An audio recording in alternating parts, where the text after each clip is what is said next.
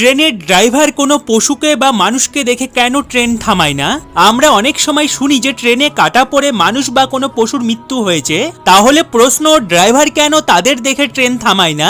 এর পেছনের কারণ জানলে আপনারা চমকে যাবেন। কিন্তু তার আগে আপনার সুন্দর আঙুলটি দিয়ে চ্যানেলটি সাবস্ক্রাইব করে ভিডিওটিতে একটি লাইক করে দিন, কারণ আপনাদের সাবস্ক্রাইব আর লাইক করা আমাকে আরেকটি নতুন ভিডিও বানাতে মোটিভেট করে। ট্রেনের ড্রাইভার যদি সামনে কোনো পশু বা মানুষকে দেখে আর সেই সময় যদি ট্রেনের স্পিড কম থাকে, তাহলে ট্রেনের ব্রেক লাগিয়ে তাদের বাঁচিয়ে নেয়। কিন্তু যদি ট্রেনের স্পিড অনেক থাকে আর তখন ইমার্জেন্সি ব্রেক লাগিয়ে কোনো লাভ হবে না, কারণ 100 কিলোমিটার প্রতি ঘন্টা চলা ট্রেনটি যদি ইমার্জেন্সি ব্রেক চাপে, তবুও ট্রেন 800 থেকে 900 মিটার যাওয়ার পরেই পুরোপুরিভাবে থামবে, কিন্তু এতক্ষণে অনেক দেরি হয়ে যাবে।